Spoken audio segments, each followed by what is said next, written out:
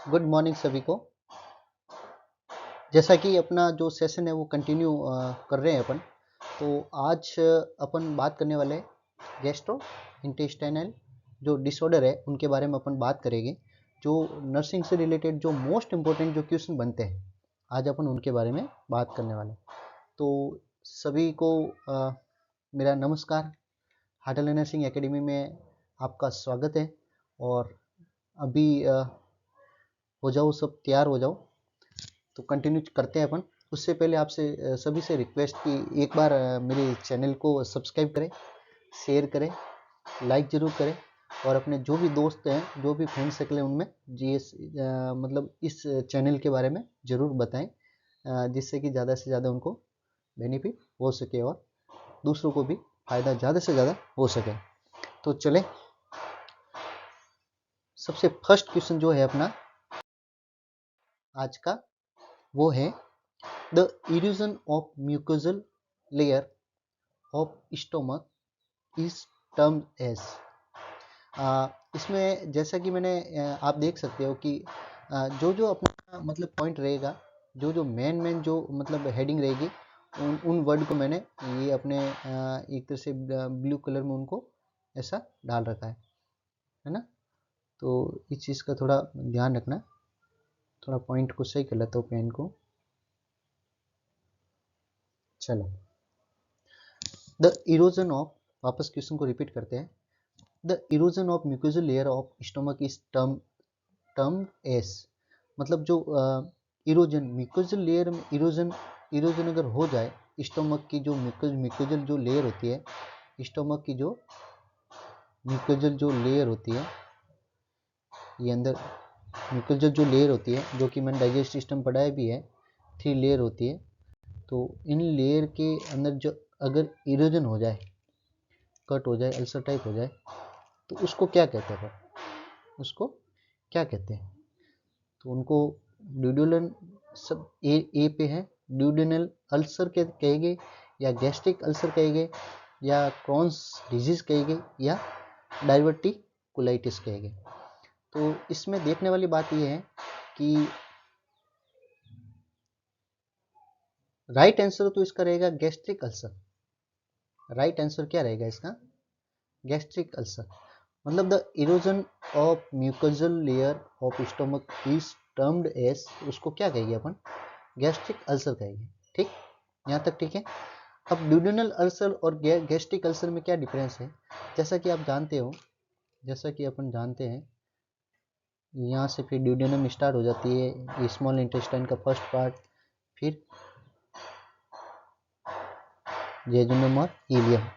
ठीक, duodenum, jejunum और ilium 3 part होते हैं स्मॉल इंटेस्टाइन के। तो इस तरीके की ये हो गई, आपको पता है जीआई जो ट्रैक अपन ने पढ़ा भी रखा है, जीआई सिस्टम है। अगर गैस्ट्रिक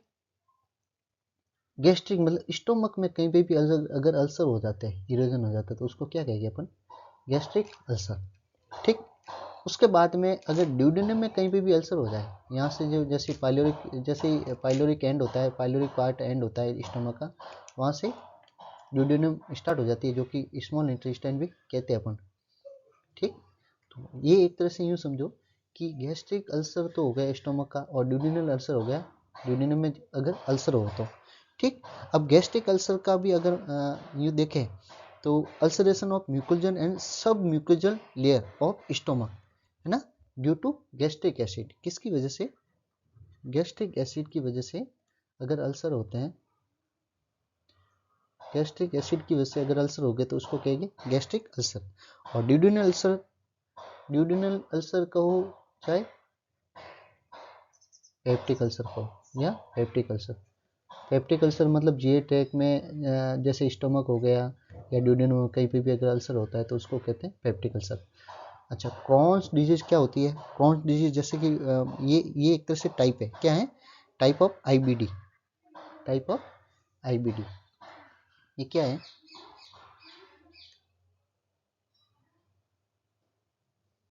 टाइप ऑफ आईबीडी,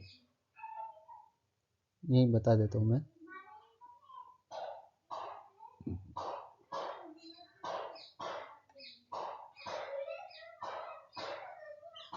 ये क्या है साहब? Type of IBD.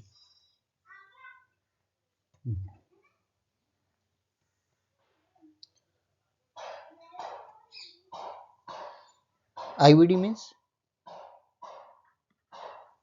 IBD. IBD क्या हो गया? आईबीडी हो गया साहब, आईबीडी हो गया एक तरह से कह सकते हो आप inflammatory bowel disease. Inflammatory bowel disease, ठीक, इन्फ्लामेटरी बाउल डिजीज को कहते हैं अपन। और ये क्या हो गया साहब? ये एबनॉर्मल जो रिएक्शन हो गया इम्यून सिस्टम का, इम्यून सिस्टम का जो एबनॉर्मल जो रिएक्शन हो गया उसकी वजह से होता है जो इन्फ्लामेटरी बाउल डिजीज, उसको कहते हैं अपन क्रॉन्स डिजीज, ठीक है। अब उसके बाद में डायबिटिकुलाइटिस क्या होता है? डायबिटिकुलाइटिस आपको पता है, जैसे कि मैंने पढ़ाया हुआ है।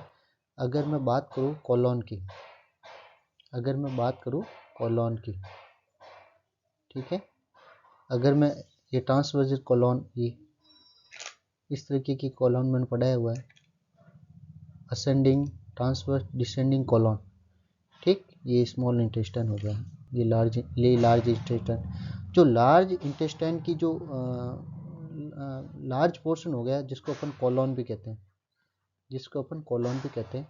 कोलोन के अंदर ये देखो, ये वाला, ये अगर इमेज में देखें अपन तो ये वाला, तो इसमें अगर आप देखोगे ना, तो ये जो छोटे छोटे इसमें पाउच बने होते हैं इसको कहते हैं अपन डाइवर्टिकुला। इसको क्या कहते हैं अपन? ये वाला, इसको क्या कहते हैं अपन? डाइवर्टिकुला। क्या कहते हैं? डाइवर्टिकुला। और स्मॉल बल्जिंग जो होता है ये बाहर की साइड में जो आया हुआ, डाइवर्टिकुलोसिस, डाइवर्टिकुलोसिस, डाइवर्टिकुलोसिस। ये एक तरह से डाइजेस्टिव जो ट्रैक हो गया उसमें हो गया।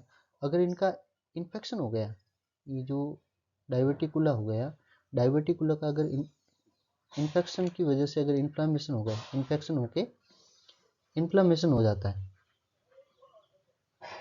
इन्फ्लामेशन हो जाता है तो उसको कहेंगे डाइवर्टिकुलाइटिस, ठीक है। कॉलोन के अंदर जो बल्जिंग होते हैं, स्मॉल बल्जिंग, बल्जिंग का मतलब बाहर उभरा हुआ भाग, ये इस तरीके से, ये पाउच हो गया, कॉलोन के पाउच हो गया, उसमें फिर ये ऐसे ऐसे रहता है तो पाउच, ये डाइवर्टिकुलोसिस। और अगर ये इसमें इन्फेक्शन हो जाए तो डाइवर्टिकुलाइटिस, ठीक। और ये मोस्ट कॉमन जो होता है स्पेशली कहाँ होता है? Lower part of the large intestine. Most common कहाँ होता है? Lower part of large intestine में होता है, ठीक। चलिए अपन सेकेंड क्वेश्चन क्या कहता है साहब? सेकेंड क्वेश्चन हो गया, सेकेंड क्वेश्चन कह रहा है the client with A duodenal ulcer में exhibit which of the following finding on assessment? The client with a duodenal ulcer, एक क्लाइंट जो है, पेशेंट कह दीजिए आप, एक पेशेंट है जो कि ड्यूडेनल अल्सर है, उसको में exhibit which of the following finding on assessment. Assessment मतलब एग्जिबिट का मतलब ये हो गया कि इसको क्या हो सकता है, एग्जिबिट का मतलब हो गया क्या हो सकता है ना, इसको क्या हो सकता है। मे एग्जिबिट मतलब इसको क्या हो सकता है। एक पेशेंट ड्यूडेनल अल्सर के साथ में है, exhibit which of the following finding on assessment, तो असेसमेंट मतलब अगर उसका नर्स अगर उसका असेसमेंट करे तो उसमें कौन सी चीज़ इन चारों में से वो प्रेजेंट हो सकती है, ठीक, प्रेजेंट हो सकती है। ए क्या है? हिमेटोमेसिस। उसके बाद में बी क्या है? माल नरिशमेंट। सी क्या? Melena. And D is pain with eating. तो अगर अपन बात करते हैं तो इसमें राइट आंसर क्या रहेगा? राइट आंसर रहेगा अपना सी। राइट आंसर क्या रहेगा? सी। अच्छा, melaena means stool with blood, है ना, स्टूल विथ ब्लड, ब्लड के साथ में अगर स्टूल है तो मेलिना। अगर अच्छा उसको मेलिना क्यों होगा? मेलिना होना का रीज़न ये है कि अगर उसके अल्सर ड्यूडेनल अल्सर है, मतलब ड्यूडेनम में अगर अल्सर है तो ब्लड जो डाइजेस्ट होके कहाँ जाएगा? भाई स्टूल के थ्रू बाहर ही तो निकलेगा, तो उसको क्या मेलिना प्रेजेंट हो सकता है। तो मी एग्जिबिट मतलब उसको मेलिना प्रेजेंट हो सकता है। माल नूरिशमेंट से तो कोई मतलब नहीं है, कम वेट वगैरह या कम नूरिशमेंट वगैरह है तो उससे कोई मीनिंग नहीं है। और पेन विथ ईटिंग से भी मतलब pain with eating, pain with eating से मतलब ये है कि भाई अगर अपन यूँ कह सकते हैं कि ड्यूडेनल अल्सर में क्या होता है कि खाने के 2 घंटे बाद में, जब खाना खा लेता है उसके 2 से 3 घंटे बाद में, 2 से 3 घंटे बाद में उसको पेन होगा, है ना। और नाइट के समय वो ज़्यादा सीवियरिटी, पेन जो है वो सीवियर हो जाएगा। तो पेन विथ ईटिंग के साथ नहीं होगा। पेन विथ ईटिंग कब होगा? जब अल्सर सोर थ्रोट हो, है ना, जब उसके माउथ में कहीं के अल्सर हो, है ना, माउथ में कहीं के अल्सर हो तो उसको हो सकता है ना, जैसे जिंजीवाइटिस हो गया या मतलब आप जिंजीवाइटिस कह दो, तो इस तरीके की चीज़ें जो है उसमें होगा, लेकिन पेन विथ ईटिंग नहीं होगा ड्यूडेनल अल्सर में। ठीक है, चलिए अपन आगे।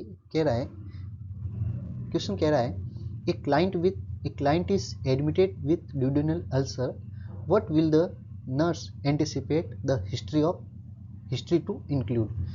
ए client is admitted with the duodenal ulcer, duodenal ulcer के साथ एक पेशेंट है जो कि हॉस्पिटल में एडमिट है, हॉस्पिटल में एडमिट हुआ है। What will the nurse anticipate, what will the nurse anticipate कि मतलब what will the nurse anticipate the history to include, तो मतलब ऐसे कौन सी जो हिस्ट्री है जो इंक्लूड करेगी, जो कोरिलेटेड करती है ड्यूडेनल अल्सर के साथ में। मतलब ड्यूडेनल अल्सर वाले पेशेंट में एंटिसिपेट का मतलब सीधा सीधा सा मतलब ये है कि एक तरह से क्या हो सकता है। एंटिसिपेट का मतलब ये है कि क्या हो सकता है पेशेंट को, ड्यूडेनल अल्सर वाले पेशेंट में और क्या हो सकता है ना।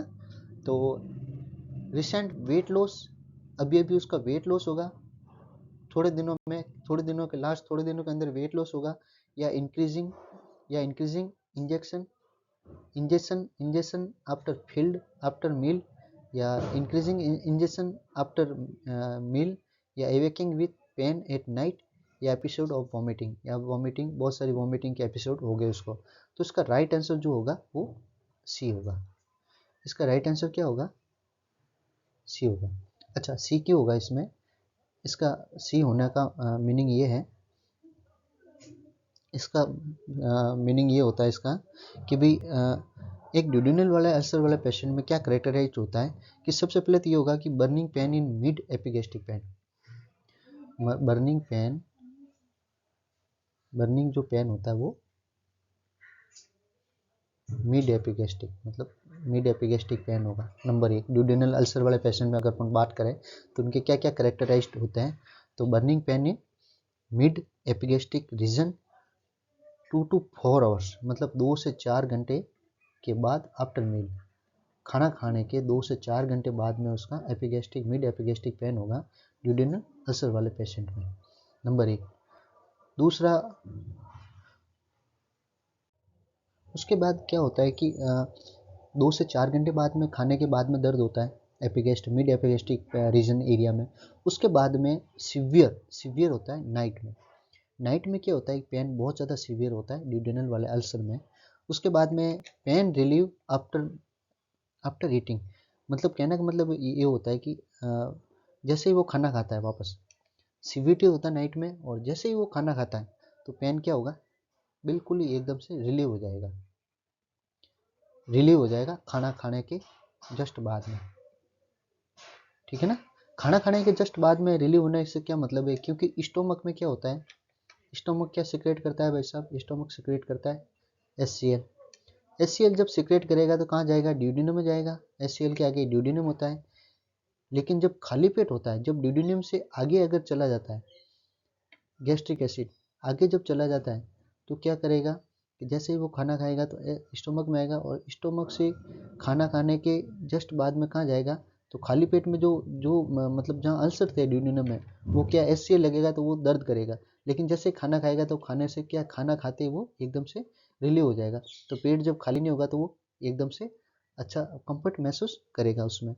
और उसके बाद में ड्यूडेनल वाले अल्सर में क्या होता है कि एक तरह से मेलिना भी रहता है, मेलिना भी रहता है।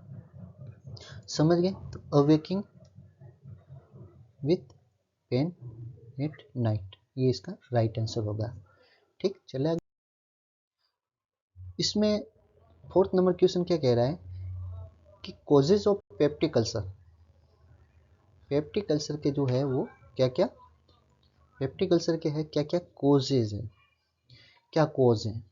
तो अपर अगर बात करें पेप्टिक अल्सर के कोज की, अगर अपन बात करें तो पेप्टिक अल्सर ये क्या है, एक तरह से पेप्टिक अल्सर जो है, पहले तो पेप्टिक अल्सर होता क्या है। तो पेप्टिक अल्सर अगर अपन बात करें तो पेप्टिक अल्सर क्या होता है, ये एक तरह से सोर होता है, एक तरह से अल्सर हो गया, सोर सोर कह सकते हो, अल्सर या सोर, सोर हो गया। Develop inside lining, lining of your stomach, upper portion of small intestine and oesophagus. Upper portion of, एक तो स्टमक हो गया, ठीक है, स्टमक हो गया, इसोफेगस हो गया, और प्लस इस स्टोमक हो गया, इसोफेगस हो गया, और स्मॉल इंटेस्टाइन का पार्ट हो गया। स्मॉल जो इंटेस्टाइन का है कुछ पार्ट उसका हो गया, तो इन सबको मिला मिला ले तो ये क्या है कि यहाँ पेप्टिक अल्सर यहाँ कहीं पे भी हो सकता है। लेकिन इसका मोस्ट कॉमन जो कोजेज क्या है, पेप्टिक अल्सर का जो मोस्ट कॉमन कोजेज क्या है, वो राइट आंसर क्या रहेगा, डी। डी मतलब H pylori infection. H pylori infection, Helicobacter, ये क्वेश्चन कहीं बार एग्जाम में पूछा गया, हेलिकोबैक्टर पाइलोरी, हेलिकोबैक्टर जो पाइलोरी है ये इसका मोस्ट कॉमन कॉजेज है पेप्टिक अल्सर का। ये क्या होता है साहब, ये होता है स्टोमक के अंदर, ये क्या कहाँ होता है, स्टोमक के अंदर होता है, ठीक। और एक तो मेन कारण तो ये हो गया, कोज हो गया हेलिकोबैक्टर। उसके बाद में सेकंड जो कॉमन कॉज हो गया वो हो गया लॉन्ग टर्म, अगर निसेड ले रहे अपन, लॉन्ग टर्म निसेड, एनसेड अपन कहते हैं ना, निसेड, तो भी ये एक तरह से पेप्टिक अल्सर है होने के चांसेस रहते हैं। अच्छा, एनसेड क्या होता है, एनसेड होता है non steroidal, non steroidal, non steroidal anti inflammatory drugs, non steroidal anti inflammatory drugs, है ना। ये अगर कंटिन्यू, जैसे जैसे अगर मैं बात करूँ आइबुप्रोफेन की, आइबुप्रोफेन की, ठीक, आइबुप्रोफेन हो गया, अगर मैं बात करूँ एस्पिरिन की, एस्पिरिन की, ठीक है। तो ये सारी चीज़ें क्या करती है, ये सारी चीज़ें पेप्टिक अल्सर को मतलब बढ़ाती है ना, ये सिम्टम्स को है और रस्ट कर सकती है ना। उसके साथ में अगर अपन चलते हैं, बाकी डाइट इन फैट, पेप्टिक अल्सर डाइट इन फैट हो गया, स्ट्रेस हो गया, तो डाइट इन हाई फैट वगैरह ये रहती है ना। जैसे स्ट्रेस हो गया, स्ट्रेस क्या एक हाई रिस्क में आता है, हाई रिस्क मतलब ये पेप्टिक अल्सर को जो सिम्टम्स होते हैं उनको रस्ट करती है और ज़्यादा बढ़ाती है, लेकिन कॉज नहीं है ना, पेप्टिक अल्सर का कॉज नहीं है। कॉज तो जो है ये है एच पाइलोरी इन्फेक्शन वगैरह, ये सारे कॉज होते हैं। आगे चलते हैं अपन फिफ्थ नंबर क्वेश्चन में, which of the following is not the risk factor for the development of duodenal ulcer. मतलब which of the following is not the risk factor, मतलब ऐसा कौन सा जो फैक्टर है जो कि रिस्क फैक्टर नहीं है ड्यूडेनल जो अल्सर है उसको डेवलप करने में, ड्यूडेनल अल्सर को बढ़ाने में ऐसा कौन सा है जो रिस्क फैक्टर नहीं है। स्मोकिंग बिल्कुल है, रिस्क फैक्टर है, ठीक है। स्ट्रेस रिस्क फैक्टर है, अगर आप ज़्यादा स्ट्रेस लोगे तो ड्यूडेनल अल्सर इससे बढ़ने के हाई रिस्क में आ जाता है, कॉजेज नहीं है लेकिन हाई रिस्क ज़रूर है। एल्कोहल, ओवर एल्कोहल अगर आप लेते हो तो भी हाई रिस्क में आता है। लेकिन एंटीबायोटिक ऐसी चीज़ है, एंटीबायोटिक अगर लेते हो तो उससे पेप्टिक अल्सर कभी भी नहीं होते हैं, ये ध्यान रखना है ना। तो डी इज राइट आंसर, ठीक। आगे the positive organism of peptic ulcer is, अब जैसे कि मैंने बताया भी था, पॉजिटिव ऑर्गेनिज्म जो है पेप्टिक अल्सर वो क्या है, हेलिकोबैक्टर पाइलोरी, हेलिकोबैक्टर पाइलोरी, बाकी इसमें नहीं है। सेवंथ क्वेश्चन है, all are the true regarding H pylori infection except, मतलब all are true regarding H pylori, H pylori infection है वो एक्सपेक्ट, मतलब उनमें से क्या नहीं है, सभी सही है लेकिन एक गलत है। तो इस option A is gram positive bacteria, option B is eradicated by triple therapy, या option C produce urease enzyme, या option D causes maltoma tumour. तो राइट आंसर इसका हो गया ए, ए मतलब all are true regarding H pylori infection except, मतलब एक इसमें से मतलब एक गलत है, बाकी सब सही है, तो गलत कौन सा है? ऑप्शन ए इज गलत, ये ऑप्शन ए इज ये रॉन्ग ऑप्शन है। क्यों? क्योंकि मैं बता देता हूँ, अगर अपन बात करते हैं एच पाइलोरी की, अगर अपन बात करते हैं एच पाइलोरी जो कि क्या है, सबसे पहले तो एच पाइलोरी जो कि क्या है, एच पाइलोरी की अगर मैं बात करूं तो सबसे पहले तो ये क्या है, ये बैक्टीरियल स्पाइरल शेप है, ये बैक्टीरिया है, बैक्टीरिया है एच पाइलोरी स्पाइरल शेप में होता है। किस तरीके होता है? स्पाइरल शेप में, नंबर एक। दूसरा है ये हमें ये ग्राम पॉजिटिव नहीं है, ये ग्राम नेगेटिव बैक्टीरिया। कैसा है? Gram negative bacteria. ये भी क्वेश्चन आया हुआ है कई बार, 2-3 बार आया हुआ अलग अलग एग्जाम में। ग्राम नेगेटिव बैक्टीरिया हो गया, और ये 90 मतलब यूँ मानो कि 90% जो है एच पाइलोरी जो 90% है, ये क्या करता है? सब ये पेप्टिक अल्सर करता है। 90% जो पॉजिटिव ऑर्गेनिज्म है जो पेप्टिक अल्सर करता है एच पाइलोरी, और 80% जो है ये क्या करता है? गैस्ट्रिक अल्सर करता है। 80% क्या करता है? ये गैस्ट्रिक अल्सर करता है। ठीक है। अब इस इरेडिकेट बाई ट्रिपल थेरेपी, बिल्कुल ये सही है। इरेडिकेट मतलब ये अगर ट्रिपल थेरेपी अगर दी जाए तो ये नष्ट हो सकता है क्या? एच पाइलोरी जो इन्फेक्शन है बॉडी में या स्टोमक में जो प्रेजेंट रहता है, बिल्कुल। इसमें क्या करता है, इसमें क्या करता है कि फर्स्ट लाइन जो ड्रग थेरेपी होती है वो दी जाती है। फर्स्ट लाइन क्या किया जाता है? फर्स्ट लाइन ट्रीटमेंट जो है वो दिया जाता है। फर्स्ट लाइन ट्रीटमेंट दिया जाता है, जिसमें क्या किया जाता है? 2 तो एंटीबायोटिक दी जाती है। क्या करता है? क्या किया जाता है? 2 तो एंटीबायोटिक दी जाती है, 2 तो एंटीबायोटिक दी जाती है, उसके साथ में पीपीआई दी जाता है। पीपीआई मतलब प्रोटॉन पंप जो इनिबिटर है ना, प्रोटॉन पंप जो इनिबिटर है, ये इसके साथ में दिया जाता है। Proton pump inhibitor. 2 एंटीबायोटिक अगर अपन ले लें तो एक तो हो गया जैसे कि एमोक्सिसिलिन, जैसे एमोक्सिसिलिन, राइट, एमोक्सिसिलिन 1 ग्राम हो गया। उसके साथ में या ये क्लेरिथ्रोमाइसिन या क्लेरिथ्रोमाइसिन ये दी जाती है। उसके साथ में प्रोटॉन पंप इनिबिटर की बात करें तो जैसे पेंटाप्राजोल, जैसे पेंटाट्राजोल 40 mg, ये इसके साथ में दी जाती है। कौन सी? फर्स्ट लाइन जो ट्रीटमेंट हो गई ट्रिपल थेरेपी में, है ना, ये दी जाती है। उसके बाद में अगर डायग्नोस्टिक टेस्ट की अपन बात करें, अगर अपन बात करें टेस्ट की, डायग्नोस्टिक टेस्ट की अपन बात करें तो इसमें क्या होता है कि आपको पता है कि एक तो स्टूल एंटीजन टेस्ट करते हैं जिसको रैपिड टेस्ट भी कहते हैं। स्टूल एंटीजन टेस्ट जिसको अपन रैपिड टेस्ट भी कहते हैं। उसके साथ में एक और टेस्ट होता है यूरिया ब्रीथ टेस्ट। क्या होता है?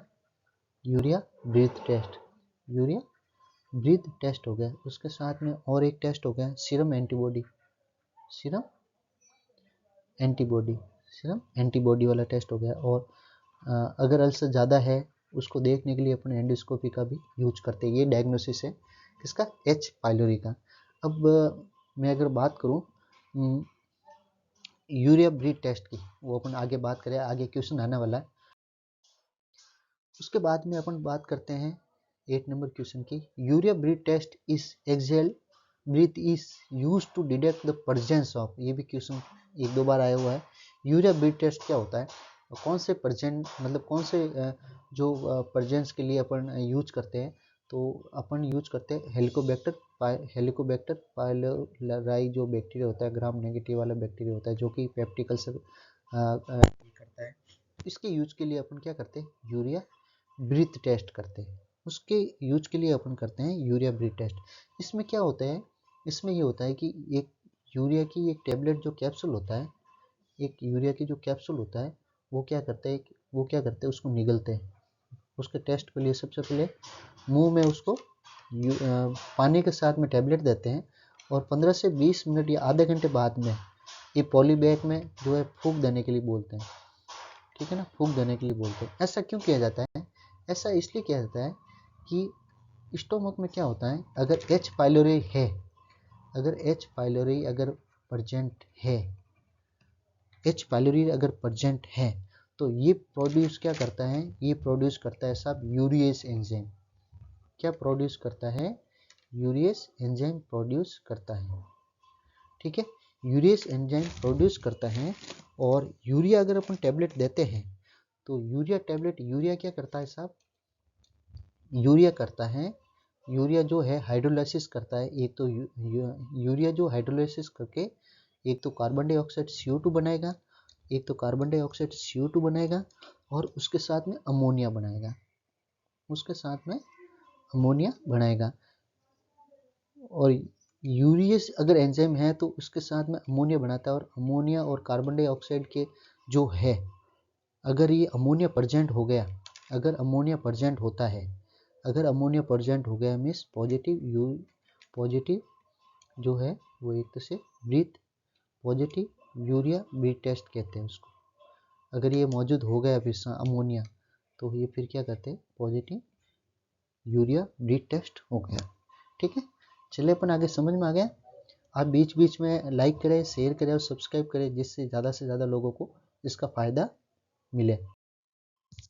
9 नंबर क्वेश्चन क्या कह रहा है, in which surgery part of stomach is removed and remaining portion of anastomosed to duodenum. Question क्या कह रहा है, वापस पढ़ते हैं अपन। इन विच सर्जरी मतलब ऐसी कौन सी सर्जरी है, part of stomach is removed मतलब पार्ट का जो मतलब स्टोमक का जो पार्ट है, कुछ पार्ट है वो रिमूव कर दिया जाता है, एंड रिमेनिंग पोर्शन और कुछ स्टोमक का कुछ बचा हुआ जो पोर्शन है उसको एनास्टोमोस्ट कर दिया जाता है टू ड्यूडेनम, ड्यूडेनम के साथ में एनास्टोमोस्ट किया जाता है। अब अपन को इसको विस्तार से समझेंगे ताकि ये फिर आगे फिर कभी कोई प्रॉब्लम नहीं होवे, इसलिए फिर इसको विस्तार से समझेंगे। तो कौन सी सर्जरी हो गई वो, सबसे पहले तो मैं बात करना चाहूँगा कि वो सर्जरी हो गई, B is right answer, B is right answer, gastro duodenostomy Billroth first. उस सर्जरी को क्या कहते हैं, जैसे ये स्टोमक हो गया, अब मैं यही समझा देता हूँ, जैसे बिलो फर्स्ट ये है, तो ये कौन सी है, गैस्ट्रो ड्यूडेनोस्टोमी। अब सबसे पहले इसमें देखो 3 वर्ड है, 3 वर्ड कौन सा होगा, एक तो मैं बात करूँगा गैस्ट्रो, ये इतनी तक बात करूँगा। गैस्ट्रो का मतलब हो गया स्टोमक नंबर 1, प्लस उसके बाद में ड्यूडेनो, उसके बाद में ड्यूडेनो मतलब ड्यूडेनम। ठीक है, गैस्ट्रो स्टोमक प्लस ड्यूडेनम को स्टोमा से क्या मतलब है, स्टोमा मतलब आपको पता है एक मेडिकल टर्म्स, स्टोमा का मतलब होता है ओपनिंग। ठीक है, ओपनिंग, किसी भी चीज में ओपनिंग और किससे, मेड फ्रॉम सर्जरी, सर्जरी से अगर कोई चीज ओपनिंग करते हैं, बिटवीन 2 पार्ट्स मतलब 2 पार्ट्स के बीच में अगर सर्जरी करके ओपनिंग करते हैं तो उसको क्या कहते हैं अपन, स्टोमा। ठीक है, तो इसमें क्या होता है कि ये एक तरह से गैस्ट्रो ड्यूडेनोस्टोमी जो होती है, बिलो फर्स्ट भी कहते हैं इसको, ये क्या होता है साहब, इसमें जो है एनास्टोमोसिस करते हैं, क्या करते हैं, एनास्टोमोसिस, क्या करते हैं, एनास्टोमोसिस करते हैं। और एनास्टोमोसिस में क्या होता है कि surgical connection between 2 structure, surgical connection between 2 structure मतलब 2 ट्यूब, जैसे ये हो गई एक तो, ठीक है, और ये ड्यूडेनम है। अब यहाँ पे क्या करा है साहब, ये जो पोर्शन है यहाँ से इन्होंने कट कर दिया, अगर मैं रेड में लूँ, देखो एक तो यहाँ से इन्होंने कट कर दिया स्टोमक का कुछ पार्ट ऑफ रिमूव, और कुछ पार्ट ये यहाँ से रिमूव कर दिया इन्होंने। क्यों रिमूव करा, क्योंकि कई बार क्या होता है कि अल्सर ज़्यादा हो गए या ब्लीडिंग बहुत ज़्यादा हो जाती है, यहाँ पे इस पार्ट पोर्शन ख़राब हो जाता है किसी वजह से, या कोई कैंसरियस अगर कोई पोर्शन हो गया तो इस पार्ट को क्या करा इन्होंने, यहाँ से कट किया। ठीक है ना, जैसा कि आपको पता है स्टोमक का ये बॉडी हो गया है ना, ये बॉडी हो गया, ये फंडस हो गई है ना, और उसके बाद में ये पाइलोरिक पार्ट हो गया, तो पाइलोरिक पार्ट को रिमूव कर दिया इन्होंने, और ड्यूडेनम का ये पोर्शन है यहाँ से इन्होंने क्या करा, ड्यूडेनम को ड्यूडेनम को यहाँ जोड़ दिया, डायरेक्ट ही जोड़ दिया, ये देखो ये पोर्शन डायरेक्ट जोड़ दिया। इसको क्या कहते हैं, गैस्ट्रो ड्यूडेनोमी, ड्यूडेनोस्टोमी, स्टोमी मतलब एनास्टोमोसिस कर दिया। एनास्टोमोस मीन्स दो चीज़ों को आपस में, दो स्ट्रक्चर को आपस में इन्होंने जोड़ दिया, ठीक, ये हो गया। इसको अपन क्या कहते हैं, बिलोथ फर्स्ट भी कहते हैं, याद रखना, इसको क्या कहते हैं अपन, बिलोथ फर्स्ट भी कहते हैं। अब जरूरी नहीं है कि एनास्टोमोस सिर्फ इसका हो, एनास्टोमोस आपको पता होगा जैसे सीकेडी या सीआरए वाले पेशेंट में, जो क्रोनिक सीकेडी वाले पेशेंट में हो गए उसको डायलिसिस की जरूरत पड़ती है, तो आर्टरी और वेन उसके बीच में भी एनास्टोमोस करते हैं। आर्टरी जैसे यहाँ से कट करके इसको आर्टरी और वेंस को जोड़ देते हैं, एक फिस्टुला बना देते हैं, है ना। और सीएबीजी में क्या करते हैं, सीएबीजी में भी बाईपास जो ग्राफ्टिंग है, मतलब एक तरह से आर्टरी वेंस अगर ब्लड सर्कुलेशन हार्ट को प्रॉपर नहीं मिलती तो एक तरह से सीएडी वाले पेशेंट में भी वो एनास्टोमोस करते हैं। आर्टरी हो, वेंस हो या कोई मतलब कोई ट्यूबल्स हो, सब में भी एनास्टोमोस हो सकता है, उनको सबको कनेक्शन जोड़ दिया जाता है। तो ये बिलो फर्स्ट में तो ये हो गया। अब बिलो सेकंड, बिलो सेकंड में क्या होता है, ये सर्जरी प्रोसीजर का नाम है बिलो सेकंड, गैस्ट्रोजेजुनोस्टोमी। इस बार ड्यूडेनम नहीं है, इस बार जेजुनोस्टोमी। जेजुनोस्टोमी से मतलब ये है, ये पार्ट क्या यहाँ से जोड़ा हुआ था, स्टोमक का ये पार्ट यहाँ से जुड़ा हुआ था और ये फ्री, ये वाला पार्ट फ्री था, लेकिन इन्होंने क्या करा कि यहाँ से कोई प्रॉब्लम हो जाती है या फिर यहाँ इस स्टोमक से कोई प्रॉब्लम होती थी यहाँ से, तो इन्होंने ये कट कर दिया, तो अब यहाँ पे जैसे लीवर है, कॉमन बाइल डक्ट वगैरह, ये गॉल ब्लैडर, सिस्टिक ब्लड है, ये वगैरह सब यहाँ पड़े रहते हैं, या पेनक्रियाज वगैरह हैं, तो इसको पूरा यहाँ से नहीं कट करके, यहाँ से कट करके ये स्टोमक को यहाँ से एनास्टोमोस कर देते हैं और ये पोर्शन यहाँ से बंद कर लेते हैं। बंद करने से क्या हो गया, खाना जैसे ही आएगा और ये जेजुनम से जो प्रॉक्सिमल जो पार्ट हो गया जेजुनम का, वो इसमें यहाँ से यहाँ आता है और उसके साथ में जो जो भी बाइल डक्ट वगैरह हो गया, ये बाइल वगैरह सब यहाँ से आता है, खाना यहाँ से इस यहाँ आके यहाँ इलियम चला जाएगा और इधर से बाइल डक्ट वगैरह इधर चला जाएगा। तो ये इसको क्या कहते हैं, गैस्ट्रोजेजुनोस्टोमी कहते हैं, ठीक। सेकंड जो बिलो सेकंड हो गया प्रोसीजर, उसको ये कहते हैं। गैस्ट्रेक्टोमी में तो क्या करता है, पूरा का पूरा जो स्टमक है उसको रिमूव कर देते हैं, है ना। और एंडोस्कोपिक म्यूकोजल रिसेक्शन, तो ये रिसेक्शन हो गया उसमें। आगे चले, नेक्स्ट 10 नंबर जो क्वेश्चन है क्या कह रहा है कि Billroth first and Billroth second are surgical procedure done for, अभी लास्ट वाले 9 नंबर क्वेश्चन बताया था मैंने कि बिलो फर्स्ट और बिलो सेकंड जो प्रोसीजर है उसमें क्या हो, किस में करते हैं, तो गैस्ट्रिक कैंसर में करते हैं, पेनक्रियाटिक कैंसर में करते हैं, ब्रेस्ट कैंसर में करते हैं, लंग कैंसर में करते हैं। तो आपको बताया था कि जैसे गैस्ट्रिक जो कैंसर हो गया, गैस्ट्रिक जो कैंसर हो गया उसमें जो हो गया वो बिलो फर्स्ट और बिलो सेकंड करते हैं। बिलो फर्स्ट किसको कहेंगे, बिलो फर्स्ट कहेंगे स्टोमक प्लस ड्यूडेनोस्टोमी, ड्यूडेनोस्टोमी, एनास्टोमोस, है ना। और बिलो सेकंड जो हो गया किसको कहेंगे अपन, स्टोमक प्लस जेजुनम प्लस एनास्टोमी, ठीक। इसको अपन कहते हैं रिमेनिंग जो पोर्शन हो गया है ना, समझ में आ गई। उसके बाद में अपन चलते हैं आगे, मोस्ट इंपोर्टेंट क्वेश्चन और कई बार ये एग्जाम में पूछते हैं। What is the other name of pancreatico duodenectomy, इसमें ये देखने वाली बात है। What is the other name, pancreato मतलब पेनक्रियाज प्लस ड्यूडेनम, दोनों को एक्टोमी मतलब रिमूव कर दिया, तो उसको क्या कहते हैं, तो उसको विपल प्रोसीजर भी कहते हैं, याद रखना।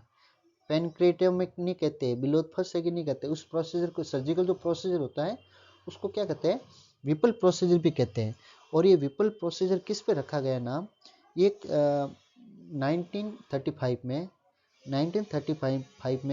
एक एलन विपल, कौन थे, एलन विपल थे, एलन विपल एक डॉक्टर थे, एलन विपल 1935 में एक एलन विपल जो कि कोलंबिया यूनिवर्सिटी में डॉक्टर थे, उन्होंने ये फर्स्ट ऑपरेशन किया था, फर्स्ट ऑपरेशन किया था, इसलिए इनके नाम के ऊपर इन्होंने एलन जो विपल नाम था उनके ऊपर इन्होंने विपल सर्जरी तो विपल प्रोसीजर रख दिया।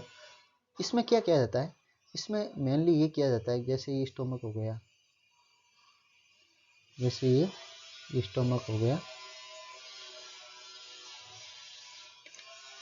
और ये लीवर हो गया,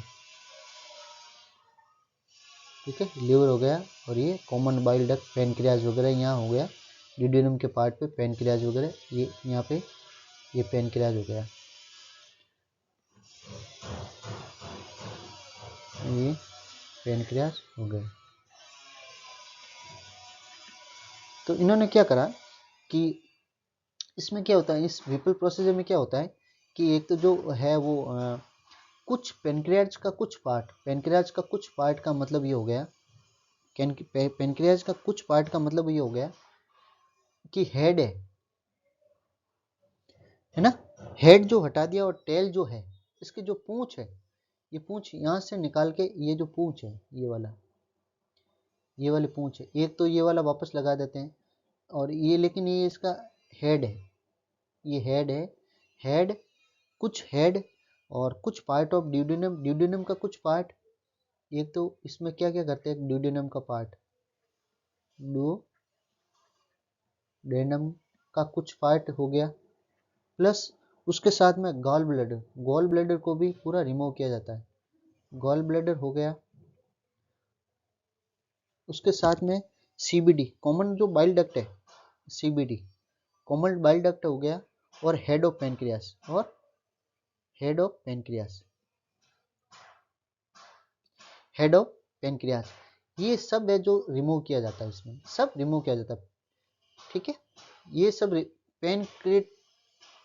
पेनक्रेटिको ड्यूडेनेक्टोमी, ये जैसे ड्यूडेनम का कुछ part, gall bladder, CBD, common bile duct जिसको कहते हैं, हेड ऑफ पेनक्रियाज, ये वाला, ये पोर्शन सब हटा दिए जाते हैं और वापस इसको ये वाला पोर्शन है, इसको जोड़ दिया जाता है, इसको वापस यहाँ पे जोड़ दिया जाता है, ये वाला पोर्शन इसको जोड़ दिया जाता है।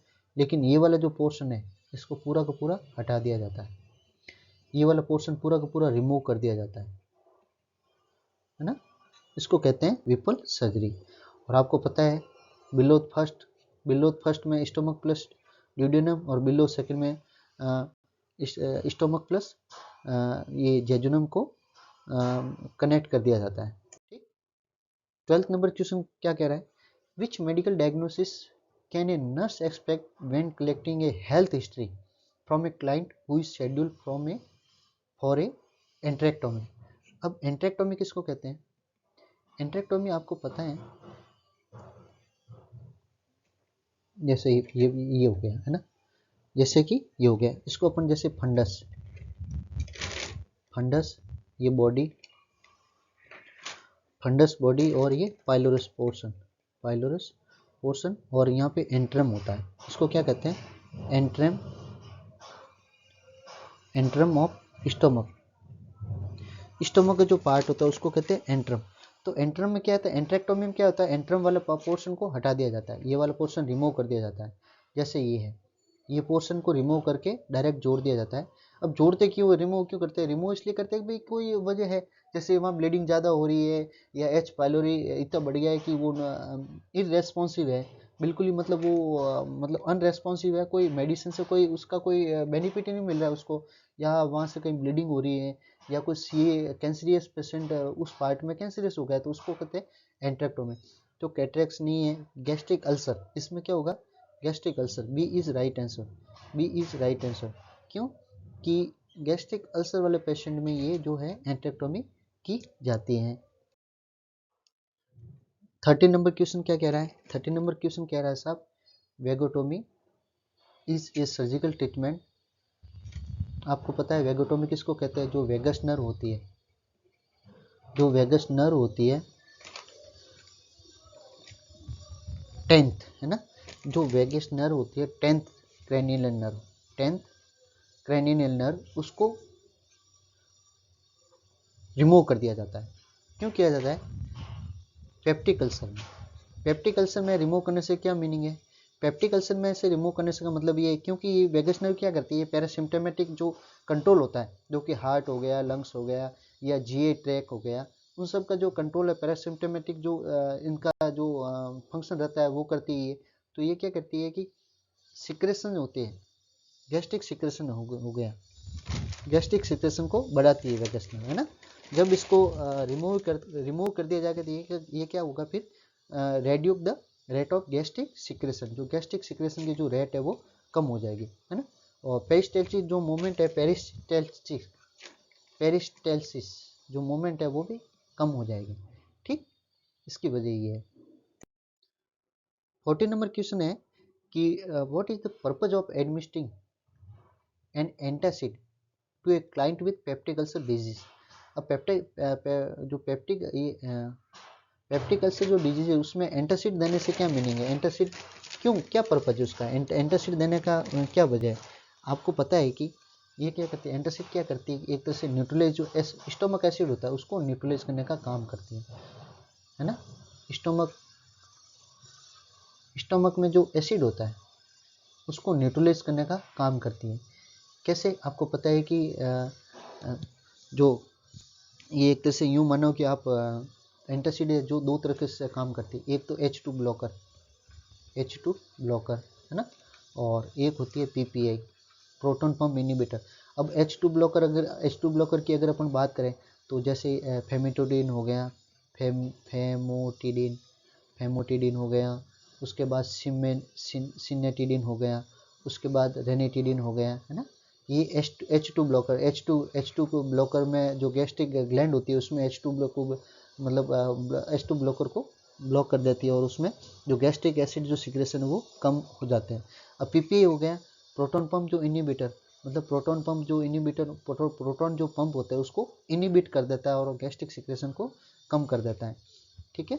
और प्रोटॉन पंप PPA में जैसे इसमेप्रेजोल हो गया, या एक तरह से यूँ कहो आप इसमेप्रेजोल हो गया, लेस्नोप्रेजोल हो गया, रिबेप्रेजोल हो गया, और ओमेप्रेजोल हो गया, पेंटाप्रेजोल हो गया, ये क्या है, ये सब PPA है, जो प्रोटॉन पंप इनहिबिटर होते हैं वो है। आगे चले नेक्स्ट क्वेश्चन, चले लास्ट क्वेश्चन अपन आज का ले लेते हैं सेशन का। विच of the following listed drug in A proton pump inhibitor, मतलब प्रोटॉन पंप जो इनहिबिटर है वो कौन सा है इन चारों में से। तो मैंने बताया था पेंटाप्रेजोल, ओमेप्रेजोल, रिबेप्रेजोल, लिस्नेप्रेजोल, ये सब क्या है, ये सब के सब जो है प्रोटॉन पंप इनहिबिटर है, ठीक है। रेनिटिडिन क्या है, H2 ब्लॉकर है। सुक्राल्फेट क्या है, हाँ ये बहुत शानदार चीज़ है। सुक्राल्फेट क्या है, सुक्राल्फेट हो गए साइटो प्रोटेक्टिव एजेंट। ये क्या है, साइटो प्रोटेक्टिव, मतलब कहीं भी अगर अल्सर हो रखा है, जैसे यहाँ ये अल्सर है तो ये क्या करेगी, एक तरह से साइटो जो प्रोटेक्टिव, मतलब जो साइटो सेल ये सेल्स वगैरह होती है उसका जो है प्रोटेक्ट लेयर कवरिंग का एक कवरिंग बना देती है, जिससे जो एसिड का जो अल्सर है वो HCl जो है वो अल्सर पे नहीं लगे और उसको रिलीफ मिले। और फॉर्मेटिडिन क्या है, ये भी फॉर्मेटिडिन भी एक तरह से है वो H2 ब्लॉकर है, ठीक है दोस्तों। थैंक यू सो मच, आज आपने ये क्लास मेरा सेशन ज्वाइन किया, और आप लाइक करें, शेयर करें, सब्सक्राइब करें हटल नर्सिंग एकेडमी को, ज़रूर मतलब आप देखें, कंटिन्यू देखें, और आपके लिए काम की चीज़ ये है। मैं सिर्फ और सिर्फ 10-15 ही क्वेश्चन ले रहा हूँ, ज़्यादा नहीं ले रहा हूँ। उसकी वजह भी यही है कि ज़्यादा लंबा नहीं होके वीडियो 10-15 क्वेश्चन भी अगर कंसेप्ट क्लियर करके अगर पढ़ लेते हैं और अपन जान लेते हैं, आपने क्या पढ़ा वो मायने नहीं रखता, आपको कितना समझ में आया वो बहुत ज़्यादा मायने रखता है। अगर आपके डेली के 15 या 20 क्वेश्चन भी कर लेते हो तो बहुत ज़्यादा हो जाते हैं। लाइक करें, शेयर करें और सब्सक्राइब करें। Thank you so much. और अपन ने इंटरेक्टिव बोर्ड मंगा दिया है, बहुत जल्दी आने वाला है, और जैसे ही आएगा आपको इससे भी और अच्छी एडवांस क्लासेस मिलने वाली है। Thank you so much.